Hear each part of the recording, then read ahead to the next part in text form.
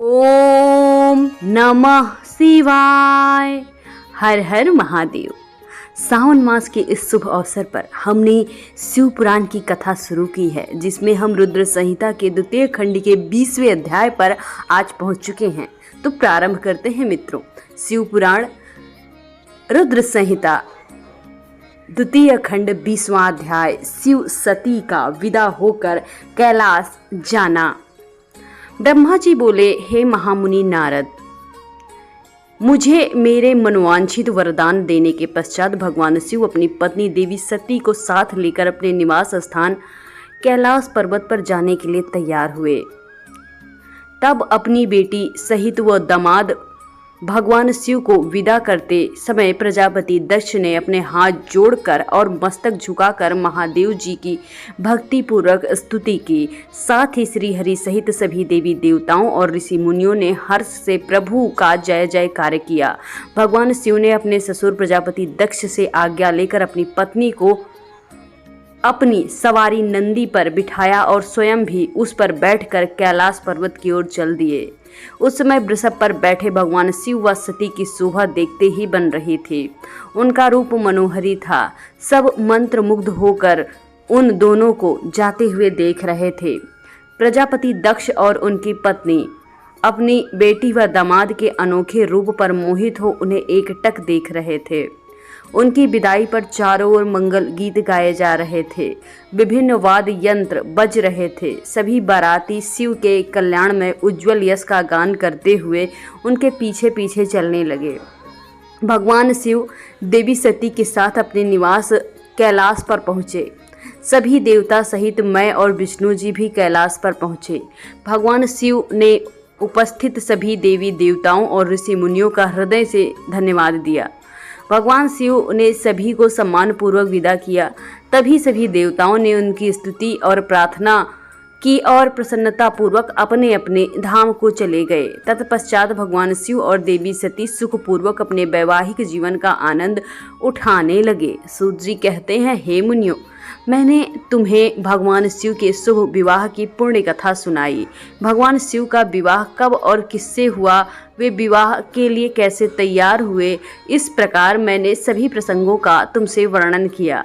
विवाह के समय यज्ञ अथवा किसी भी शुभ कार्य के आरंभ में भगवान शिव का पूजन करने के पश्चात इस कथा को जो भी सुनता और पढ़ता है, उसका कार्य या वैवाहिक आयोजन बिना विघ्न और बाधा के पूरा हो जाता है। इस कथा के श्रवण से वे सभी कार्य शुभ कार्य में निर्विघ्न पूर्ण हो जाते हैं। इस अमृतमयी कथा को सुनकर जिस कन्या का विवाह होता है, वो सुख, सौभाग्य, सुशीलता और सदाचार आदि सद्गुणों से युक्त हो जाती है। भगवान शिव की कृपा से पुत्रवती भी हो जाती है। 21वां अध्याय। शिव सती विहार। नारद जी ने पूछा, हे पितामह, शिव जी के विवाह के पश्चात सभी पधारे देवी देवताओं और मुनि ऋषि सहित श्री हरि और आपको विदा करने के पश्चात क्या हुआ? हे प्रभु, इसके आगे की कथा का वर्णन आप मुझसे कहें। ये सुनकर ब्रह्मा जी ने मुस्कुराते हुए कहा, हे महर्षि नारद, सभी उपस्थित देवताओं को विवाहोपरांत भगवान शिव और देवी सती ने प्रसन्नता पूर्वक विदा किया। तत्पश्चात देवी सती ने सभी शिवगणों को कुछ समय के लिए कैलाश पर्वत से जाने की आज्ञा दी। सभी शिवगणों ने महादेव को प्रणाम कर उनकी स्तुति की। तत्पश्चात उन्होंने भगवान शंकर से वहां से जाने की आज्ञा मांगी। आज्ञा देते हुए महादेव जी ने कहा, जाएं, लेकिन मेरे स्मरण करने पर आप तुरंत ही मेरे समक्ष उपस्थित हो जाएं। तब नंदी समेत सभी गण वहां भगवान शिव और देवी सती को अकेला छोड़कर कुछ समय के लिए कैलाश पर्वत चले गए।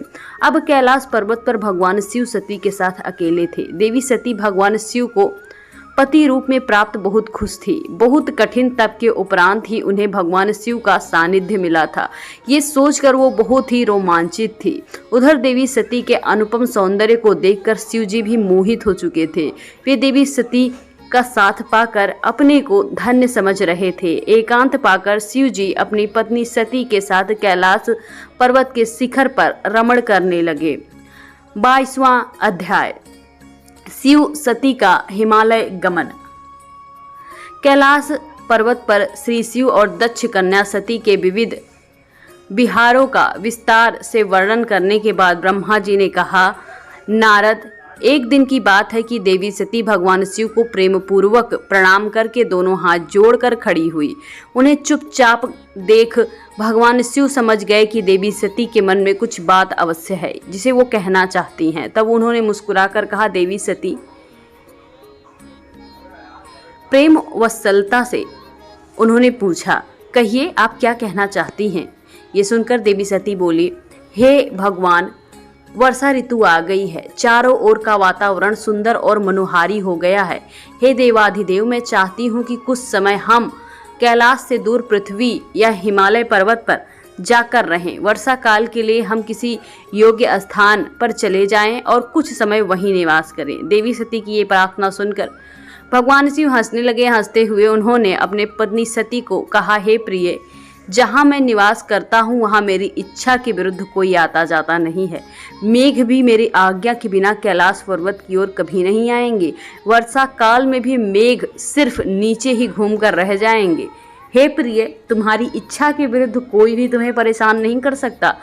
फिर भी यदि आप चाहती हैं कि हम हिमालय पर्वत पर चलें तो हम चलते हैं। तत्पश्चात भगवान शिव अपनी पत्नी सती के साथ हिमालय पर चले गए। कुछ समय वहां प्रसन्नता पूर्वक विहार करने के पश्चात वे पुनः अपने निवास स्थान वापस लौट आए। 23वां अध्याय, शिव द्वारा ज्ञान और मोक्ष का वर्णन। ब्रह्मा जी बोले, हे महर्षि नारद, भगवान शिव और सती के हिमालय के वापस आने के पश्चात पुनः पहले की तरह कैलाश पर अपना निवास करने लगे। एक दिन देवी सती ने भगवान शिव को भक्ति भाव से नमस्कार किया और कहने लगी, हे देवाधिदेव महादेव कल्याण सागर, आप सभी की रक्षा करते हैं। हे भगवान, मुझ पर भी आपने अपनी कृपा दृष्टि दिखाई है। प्रभु, आप परम पुरुष और सबके स्वामी हैं। आप रजोगुण, तमोगुण और सत्वगुण से दूर हैं। आपको पति रूप में पाकर मेरा जन्म सफल हो गया। हे करुणा निधान, आपने मुझे हर प्रकार का सुख दिया है तथा मेरी हर इच्छा को पूरा किया है, परंतु अब मेरा मन तत्वों की खोज करता है। मैं उस परम तत्व का ज्ञान प्राप्त करना चाहती हूँ जो सभी को सुख प्रदान करने वाला है, जिसे पाकर जीव संसार के दुखों और मोह माया से मुक्त हो जाता है और उसका उद्धार हो जाता है। प्रभु, मुझ पर कृपा कर कर आप मेरा ज्ञान वर्धन करें। ब्रह्मा जी बोले, मुने, इस प्रकार आदिशक्ति देवी सती ने जीवों के उद्धार के लिए भगवान शिव से प्रश्न किया।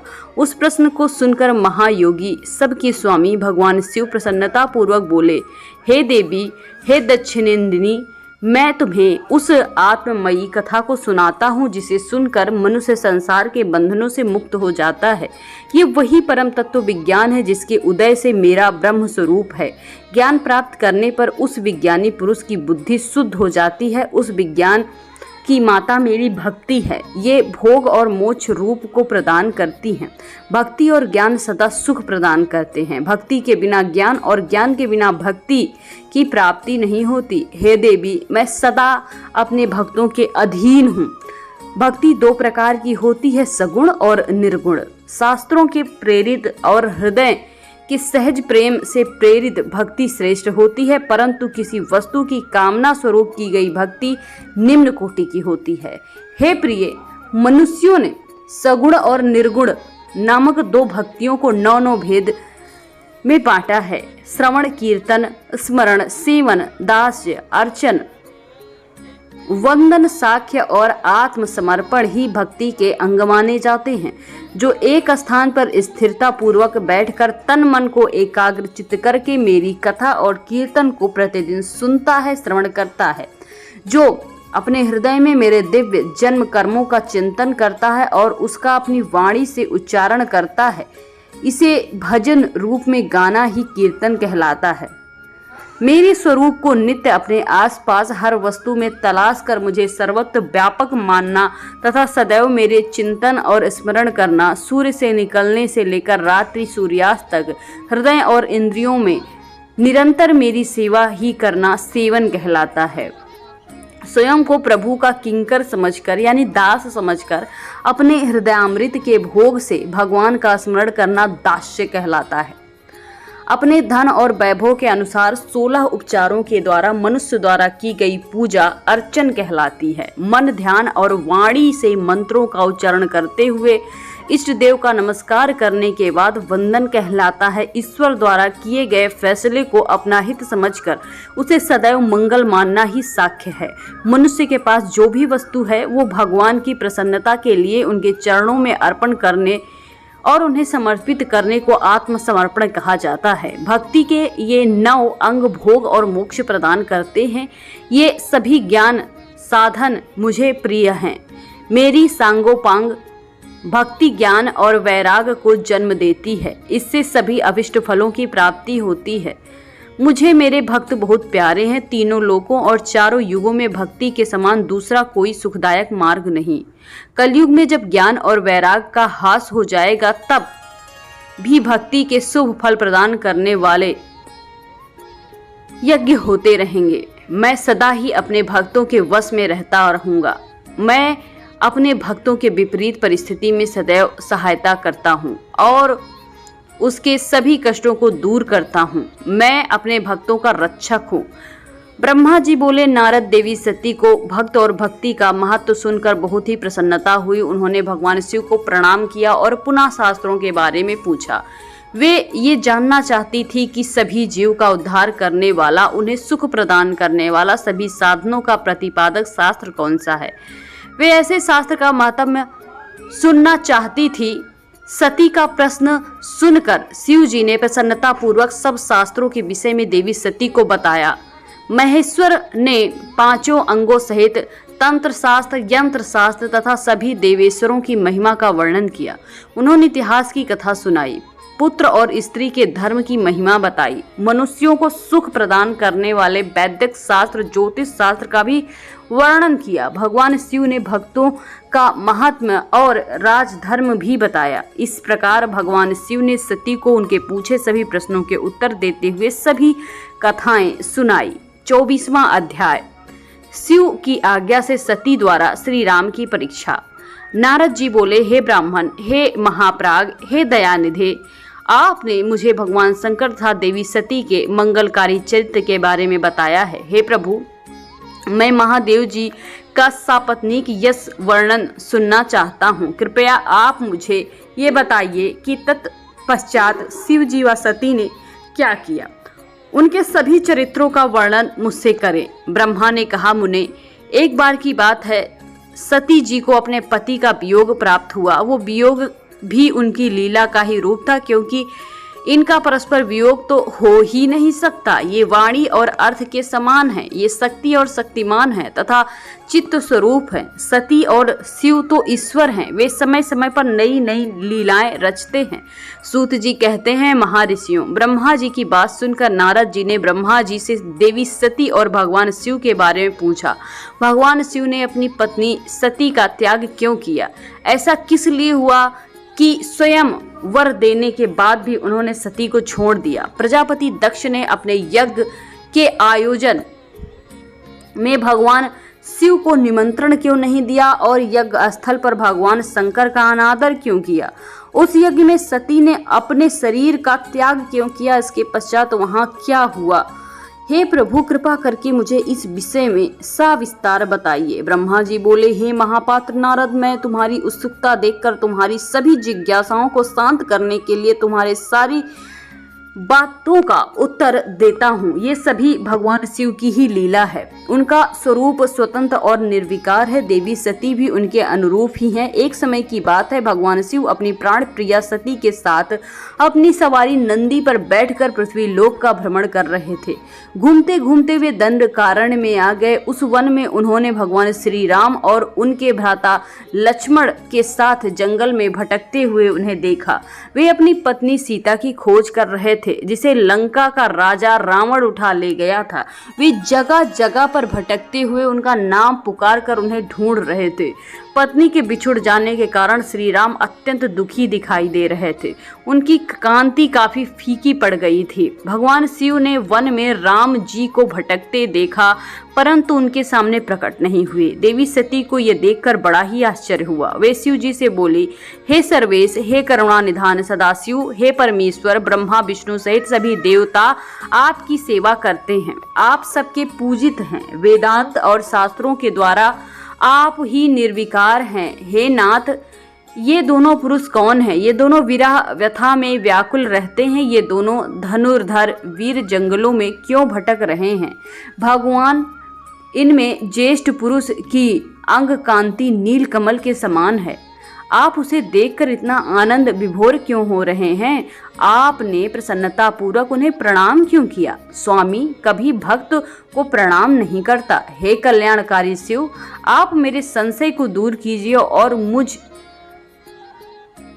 में चल रहे इस विषय को शांत कीजिए। ब्रह्मा जी बोले, नारद, कल्याणमयी आदि शक्ति देवी सती ने जब भगवान शिव से इस प्रकार प्रश्न पूछने आरंभ किया तो देवों के देव महादेव हंसकर बोले, देवी, ये सभी तो पूर्व निर्धारित है। मैंने उन्हें दिए गए वरदान स्वरूप उन्हें नमस्कार किया था। ये दोनों भाई वीरों द्वारा सम्मानित हैं। इनके शुभ नाम श्री राम और लक्ष्मण है। ये सूर्यवंशी राजा दशरथ के पुत्र है। इनमें गोरे रंग वाला छोटा भाई साक्षात शेष के अंश हैं। उनका नाम लक्ष्मण है। बड़े भाई श्री राम भगवान विष्णु अवतार हैं। धरती पर इनका जन्म साधुओं की रक्षा और पृथ्वीवासियों के कल्याण के लिए हुआ है। भगवान शिव की ये बातें सुनकर देवी सती को विश्वास नहीं हुआ।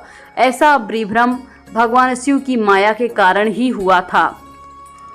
जब भगवान शिव को ये ज्ञात हुआ कि देवी सती को उनकी बातों का विश्वास नहीं हुआ तो वे अपनी पत्नी दक्ष कन्या सती से बोले, देवी, यदि तुम्हें मेरी बातों का विश्वास नहीं तो तुम स्वयं श्री राम की परीक्षा ले लो। जब तक तुम इस बात से आश्वस्त न हो जाओ कि वे दोनों पुरुष श्री राम और लक्ष्मण हैं और तुम्हारा मोह नष्ट न हो जाए, तब तक मैं यहीं बरगद के नीचे खड़ा हूँ। तुम जाकर श्री राम और लक्ष्मण की परीक्षा लो। ब्रह्मा जी बोले, हे महामुनि नारद, अपने पति भगवान शिव के वचन सुनकर सती ने अपने पति का आदेश प्राप्त कर श्री राम लक्ष्मण की परीक्षा लेने की ठान ली। परंतु उनके मन में विचार बार बार उठ रहे थे कि मैं उनकी परीक्षा लूं तो कैसे। तब उनके मन में ये विचार आया कि देवी सती सीता का रूप धारण कर श्री राम के सामने जाती हैं। यदि वे साक्षात विष्णु अवतार हैं तो मुझे आसानी से पहचान लेंगे, अन्यथा मुझे पहचान नहीं पाएंगे। ऐसा विचार कर उन्होंने सीता का वेश धारण किया और राम जी के समक्ष चली गई। सती ने ऐसा भगवान शिव की माया से मोहित होकर ही किया था। सती को सीता के रूप में देखकर राम सब कुछ जान गए। वे हंसते हुए देवी सती को प्रणाम करके बोले, हे देवी सती, मैं आपको नमस्कार करता हूँ। हे देवी, आप तो यहाँ, परंतु त्रिलोकीनाथ भगवान शिव कहीं दिखाई नहीं दे रहे। बताइए देवी, आप इस निर्जन वन में अकेली क्या कर रही हैं और आप में अपने परम सुंदर और कल्याणकारी रूप को त्याग कर ये नया रूप क्यों धारण किया है? श्री रामचंद्र जी की बात सुनकर देवी सती आश्चर्यचकित हो गई। तभी वे शिव जी की बातों का स्मरण कर सच्चाई को जानकर बड़ी शर्मिंदा हुई और मन ही मन अपने पति भगवान शंकर के चरणों का स्मरण करते हुए बोली, हम अपने पति करुणा निधान भगवान शिव तथा अन्य पार्षदों के साथ पृथ्वी पर भ्रमण करते हुए वन आ गए थे। यहाँ आपको और लक्ष्मण जी के साथ सीता की खोज में भटकते हुए देख भगवान शिव ने आपको प्रणाम किया और वहीं बरगद के पीछे खड़े हो गए। आपको वहां देख भगवान शिव आनंदित होकर आपकी महिमा का गान करने लगे। वे आपके दर्शनों से आनंद विभोर हो गए। मेरे द्वारा इस विषय में पूछने पर जब उन्होंने बताया कि आप श्री विष्णु अवतार हैं तो मुझे इस बात पर विश्वास नहीं हुआ, तो मैंने स्वयं आपकी परीक्षा लेने के लिए ऐसा किया। आपके द्वारा मुझे पहचान लेने से मेरा सारा भ्रम दूर हो गया। हे श्री हरि, अब मुझे आप ये बताइए कि आप भगवान शिव के वंदनीय कैसे हो गए? मेरे मन में ये संशय अब भी है। कृपया आप मुझे इस विषय में बताकर मेरे संशय को दूर कर मुझे शांत करिए। देवी सती के ऐसे वचन सुन श्री राम प्रसन्न हुए और अपने मन में शिव जी का स्मरण करते हुए प्रेम विभोर हो उठे। वे प्रभु शिव के चरणों का चिंतन करते हुए मन में उनकी महिमा का वर्णन करने लगे। 25वां अध्याय, श्री राम का सती के संदेह को दूर करना। श्री राम बोले, हे देवी सती, प्राचीन काल की बात है। एक बार भगवान शिव ने अपने लोक में विश्वकर्मा को बुलाकर उनमें एक मनोहर गौशाला बनवाई जो बहुत बड़ी थी। उनमें उन्होंने एक मनोहर विस्तृत भवन का भी निर्माण कराया। उसमें एक दिव्य सिंहासन तथा एक श्रेष्ठ छात्र भी बनवाया। ये बहुत ही अद्भुत और उत्तम था। तत्पश्चात उन्होंने सब ओर से इंद्र, देवगणों, सिद्धों, गंधर्वों, समस्त उपदेवों तथा नाग आदि को शीघ्र ही उस पर मनोहर भवन में बुलाया। सभी वेदों, आगमों को, पुत्रों सहित ब्रह्मा जी को, मुनियों को, अप्सराओं सहित देवियों सहित 16 नाग कन्याओं आदि सभी को उसमें आमंत्रित किया, जो कि अनेक मांगलिक वस्तुओं के साथ वहां आई। संगीतज्ञों ने बीड़ा, मृदंग आदि बजाकर अपूर्व संगीत का गान किया। इस प्रकार ये एक बड़ा समारोह और उत्सव था। राज्याभिषेक की सारी सामग्री एकत्र हुई और तीर्थों के जल से भरे घड़े भी मंगाए गए। अनेक दिव्य सामग्रियां भी गणों द्वारा मंगवाई गई। फिर उच्च स्वरों में वेद मंत्रों का घोष भी कराया गया। हे देवी, भगवान श्री हरि विष्णु की उत्तम भक्ति से भगवान शिव सदा प्रसन्न रहने लगे। उन्होंने बड़े प्रसन्न होकर श्री हरि को बैकुंठ से बुलवाया और शुभ मुहूर्त में श्रेष्ठ सिंहासन पर बैठाया। महादेव जी ने स्वयं अपने हाथों से उन्हें बहुत से आभूषण और अलंकार पहनाए। उन्होंने भगवान विष्णु के सिर पर मुकुट पहनाकर उनका राज्याभिषेक किया। उस समय वहां अनेक मंगल गान गाए गए। तब भगवान शिव ने अपना सारा ऐश्वर्य, जो किसी के पास भी नहीं था, उन्हें प्रेम पूर्वक प्रदान किया। इसके पश्चात भगवान शंकर ने उनकी बहुत ही स्तुति और प्रेम पूर्वक उन्हें प्रणाम किया। जगत कर्ता ब्रह्मा से बोले, हे लोकेश, आज से श्री हरि विष्णु मेरे वंदनीय हुए। ये सुनकर सभी देवता स्तब्ध रह गए। तब वे पुनः बोले कि आप सहित सभी देवी देवता भगवान शिव को प्रणाम कर उनकी स्तुति करें और वेद मेरे साथ साथ श्री विष्णु का वर्णन करें। श्री रामचंद्र जी बोले, हे देवी, भगवान शिव ने अपने भक्तों के अधीन होकर बहुत कुछ किया है। वे अत्यंत दयालु और कृपा निधान हैं। वे सदा ही भक्तों के वश में रहते हैं। इसलिए भगवान विष्णु की शिव भक्ति से प्रसन्न होकर भक्त वत्सल शिव ने ये सब कुछ किया और इसके उपरांत उन्होंने विष्णु जी के वाहन गरुड़ ध्वज को भी प्रणाम किया। तत्पश्चात सभी देवी देवताओं और ऋषियों मुनियों में श्री हरि सच्चे मन से स्तुति की। तब भगवान शिव ने विष्णु को बहुत से वरदान दिए और कहा, श्री हरि, आप मेरी आज्ञा के अनुसार संपूर्ण लोगों के कर्ता, पालक और संहारक हो। धर्म, अर्थ और काम के दाता तथा बुरे अथवा अन्याय करने वाले दुष्टों को दंड तथा उनका नाश करने वाले हो।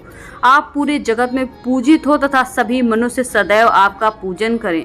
तुम कभी भी पराजित नहीं होगे। मैं तुम्हें इच्छा की सिद्धि, लीला करने की शक्ति और सदैव स्वतंत्रता का वरदान प्रदान करता हूँ। हे हरे, जो तुमसे बैर रखेगा उसको अवश्य दंड मिलेगा। मैं तुमको भक्तों को मोक्ष प्रदान करना तथा उनके सभी कष्टों को दूर करना और निवारण करने का आशीर्वाद देता हूँ। तुम मेरी बाईं भुजा से, ब्रह्मा जी मेरी दाईं भुजा से प्रकट हुए हैं। रुद्रदेव तो साक्षात मेरा ही स्वरूप है, मेरे ही हृदय में प्रकट हुए हैं। हे विष्णु, आप सदा सबकी रक्षा करेंगे। मेरे धाम में तुम्हारा स्थान उज्जवल एवं वैभवशाली होगा।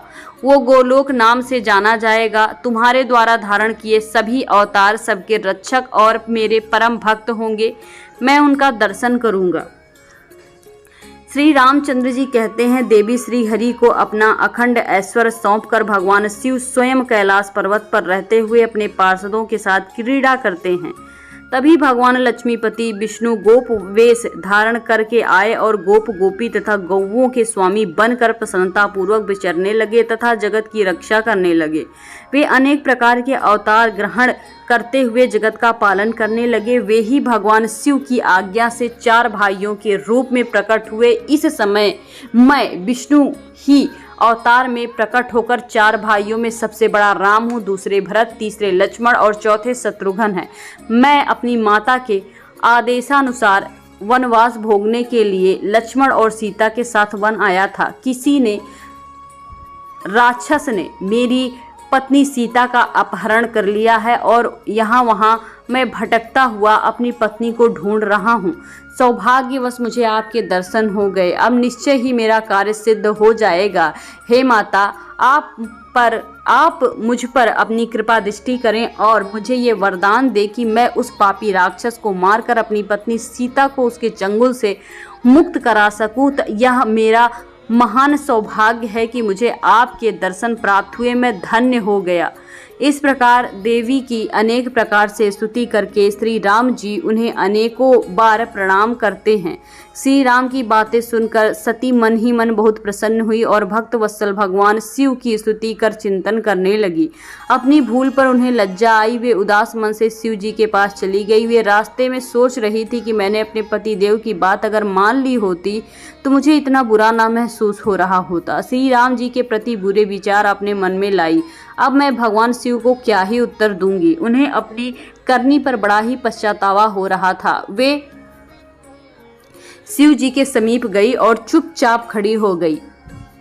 सती को इस प्रकार चुपचाप और दुखी देखकर शंकर ने पूछा, देवी, आपने श्री राम की परीक्षा किस प्रकार ली? ये प्रश्न सुनकर देवी चुपचाप सिर झुकाकर खड़ी हो गई। उन्होंने शिव जी को कोई उत्तर नहीं दिया। वे आज असमंजस में थी कि उन्हें क्या उत्तर देना चाहिए, लेकिन महायोगी शिव ने ध्यान से सारा विवरण जान लिया और उनका मन से त्याग कर दिया। भगवान शिव ने सोचा, यदि सती को पहले जैसा ही स्नेह करूं तो मेरी प्रतिज्ञा भंग हो जाएगी। वेद धर्म के पालक शिव ने अपनी प्रतिज्ञा पूरी करते हुए सती का मन से त्याग कर दिया। फिर सती से कुछ ना कहकर वे कैलाश की ओर बढ़े। मार्ग में सबको, विशेषकर सती को सुनाने के लिए आकाशवाणी हुई। महायोगी शिव, आप धन्य हैं। आपके समान तीनों लोकों में कोई प्रतिज्ञा पालक नहीं है। इस आकाशवाणी को सुनते ही देवी सती शांत हो गई। उनकी कांति फीकी पड़ गई। तब उन्होंने भगवान शिव से पूछा, हे प्राणनाथ, आपने कौन सी प्रतिज्ञा की है? कृपा करके आप मुझे बताइए। भगवान शिव ने विवाह के समय भगवान विष्णु के समक्ष प्रतिज्ञा की थी, उसे सती को नहीं बताया। तब देवी सती ने भगवान शिव का ध्यान करके उन सभी कारणों को जान लिया जिसके कारण भगवान ने उनका त्याग किया था। त्याग देने के बाद जानकर देवी सती अत्यंत दुखी हुई। दुख बढ़ने के कारण उनके आंख में आंसू आ गए। वे सिसकने लगी। उनके मनोभावों को समझकर देवी सती की ऐसी हालत देखकर भगवान शिव ने अपनी प्रतिज्ञा की बात उनके सामने नहीं कही। तब सती का मन बहलाने के लिए शिव जी ने अनेकानेक कथा सुनाई। कैलाश की ओर इसके बाद चलने लगे। कैलाश पर पहुंचकर शिव जी ने अपने स्थान पर बैठकर समाधि लगाकर ध्यान करने लगे। सती ने दुख अपने मन में ही रखा और दुखी मन से अपने धाम में रहना शुरू कर दिया। भगवान शिव को समाधि में बैठे बहुत दिन बीत गए। तत्पश्चात शिव जी ने अपनी समाधि तोड़ी। जब देवी सती को पता चला, वे तुरंत शिव जी के पास दौड़ी चली गई। वहां आकर उन्होंने शिव के चरणों में प्रणाम किया। भगवान शिव ने उन्हें अपने सम्मुख आसन दिया और प्रेम पूर्वक बहुत सी कथा सुनाई। इससे देवी सती का शोक दूर हो गया, परंतु शिव जी ने अपनी प्रतिज्ञा नहीं तोड़ी। हे नारद, ऋषि मुनि आदि सभी शिव और सती की इन कथाओं को उनकी लीलाओं का ही रूप मानते हैं, क्योंकि वे साक्षात परमेश्वर हैं, एक दूसरे के पूरक हैं। भला उनमें वियोग का होना कैसे संभव हो सकता है? सती और शिव वाणी और अर्थ की भांति एक दूसरे से मिल जाते हैं, जिनमें वियोग का होना असंभव है। उनकी इच्छा और लीलाओं से ही उनमें वियोग हो सकता है। 26वां अध्याय, दक्ष का भगवान शिव को शाप देना। ब्रह्मा जी बोले, हे नारद, पूर्व काल में समस्त महात्मा और ऋषि प्रयाग में इकट्ठा हुए। वहां उन्होंने एक बहुत विशाल यज्ञ का आयोजन किया। उस यज्ञ में देवर्षि, देवता, ऋषि, मुनि, साधु, संत, सिद्धगण तथा ब्रह्म का साक्षात्कार करने वाले महान ज्ञानी पधारे, जिसमें मैं स्वयं महातेजस्वी निगमों आगमों सहित परिवार को लेकर वहां पहुंचा। वहां बहुत बड़ा उत्सव हो रहा था। अनेक शास्त्रों में ज्ञान की चर्चा एवं वाद विवाद हो रहा था। उस यज्ञ में त्रिलोकीनाथ भगवान शिव भी देवी सती और अपने सभी गणों के साथ वहां पधारे थे। भगवान शिव को वहां आया देख मैंने सभी देवताओं, ऋषियों, मुनियों ने उन्हें झुककर भक्ति भाव से प्रणाम किया और अनेक प्रकार से उनकी स्तुति की।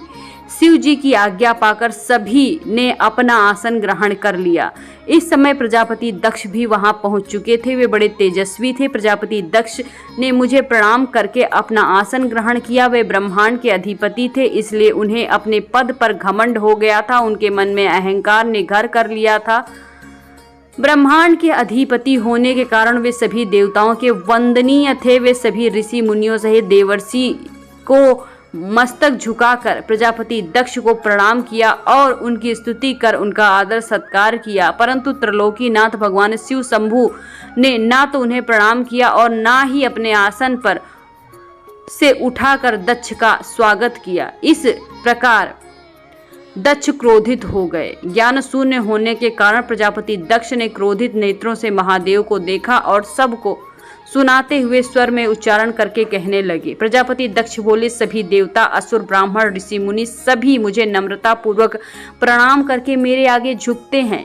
ये सभी उत्तम भक्ति भाव से मेरी आराधना करते हैं, परंतु सदैव प्रेतों और पिशाचों से घिरा रहने वाला ये दुष्ट मनुष्य मुझे देखकर अनदेखा कर रहा है। शमशान में निवास करने वाला ये निर्लज्ज जीव क्यों मेरे सामने मस्तक नहीं झुकाता? भूतों पिशाचों के साथ करने के कारण ये शास्त्रों की विधि को भूल चुका है। इसने नीति के मार्ग को कलंकित किया है। इसके साथ रहने वाले या इसकी बातों का अनुसरण करने वाले मनुष्य पाखंडी, दुष्ट और पाप का आचरण करने वाले होते हैं। वे ब्राह्मणों की बुराई करते हैं तथा स्त्रियों के प्रति आकर्षित होते हैं। ये रुद्र चारों वर्णों में पृथक और कुरूप है, इसलिए इस पावन यज्ञ से इसे बहिष्कृत किया जाए। ये उत्तम कुल और जन्म से हीन है, अतः इसे यज्ञ से भगा देना चाहिए। पुत्र क्रोधित से विवेक समाप्त हो जाता है। दक्ष ने शिव के लिए अपशब्द कहते समय उसके परिणाम का तनिक भी विचार ना किया। अहंकार के कारण वो शिव के स्वरूप को भूल गए और वह भूलने के बाद आदि शक्ति ने जिसका तप करके वर्ण किया था उसे भी भूल गए। वो साधारण मनुष्य समझ रहे थे, ऋषि या देवता नहीं। ब्रह्मा जी बोले, हे नारद, दक्ष की ये बातें सुनकर भृगु आदि बहुत से महर्षि रुद्रदेव को दुष्ट मानकर उनकी निंदा करने लगे। ये बात सुनकर नंदी को बहुत ही बुरा लगा। उनका क्रोध बढ़ने लगा और वे दक्ष को शाप देते हुए बोले, हे महामूढ़, दुष्ट बुद्धि दक्ष, तू मेरे स्वामी देवाधिदेव महेश्वर को यज्ञ से निकालने वाला कौन होता है?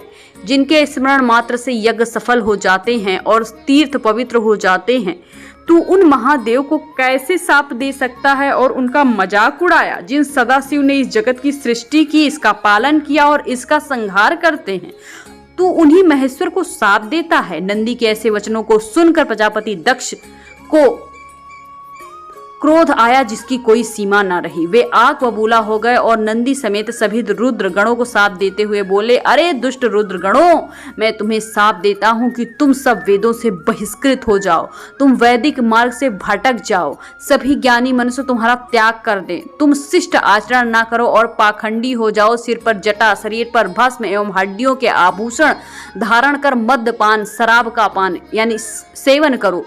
तब दक्ष ने शिव जी के पार्षदों को इस प्रकार शाप दिया और नंदी बहुत क्रुद्ध हो गए। भगवान शिव के प्रिय पार्षद नंदी हैं। वे बड़े गर्व से दक्ष को उत्तर देते हुए बोले, नंदीश्वर ने कहा है, हे दुर्बुद्धि दक्ष, तुझे शिव तत्व का ज्ञान नहीं, तूने अहंकार में शिव गणों को शाप दे दिया है। तेरे कहने पर भृगु आदि ब्राह्मण ने भी अभिमान के कारण भगवान शिव का मजाक उड़ाया है।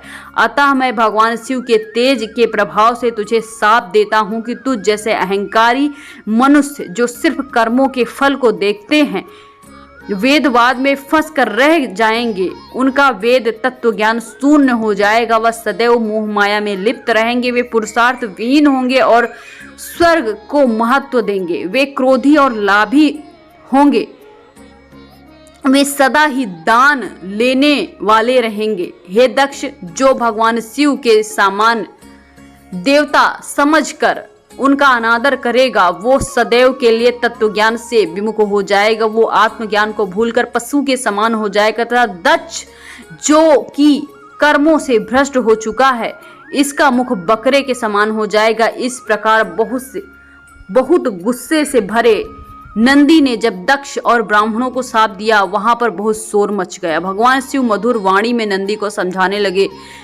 कि वे शांत हो जाएं। प्रभु शिव बोले, नंदी तुम परम ज्ञानी हो, तुम्हें क्रोध शोभा नहीं देता। तुमने बिना कुछ जाने और समझे दक्ष तथा समस्त ब्राह्मणों के कुल को शाप दे दिया।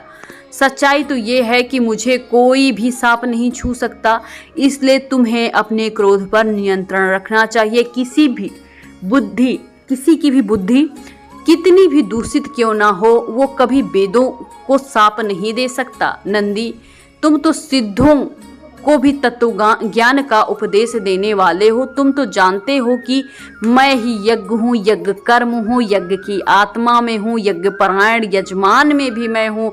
फिर मैं कैसे यज्ञ से बहिष्कृत हो सकता हूँ?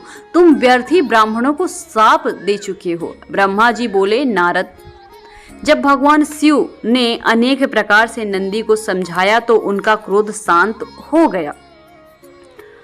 तब शिव जी ने अपने गणों व पार्षदों के साथ अपने निवास स्थान कैलाश पर चले गए। क्रोध से भरे दक्ष भी ब्राह्मणों के साथ अपने स्थान पर चले गए, परंतु उनके मन में महादेव जी के लिए क्रोध और ईर्ष्या का भाव वैसे ही रहा। उन्होंने शिव जी के प्रति श्रद्धा को त्याग कर उनकी निंदा शुरू कर दी। दिन ब दिन उनकी ईर्ष्या बढ़ती ही जा रही थी। और यहीं पर 26वां अध्याय समाप्त होता है।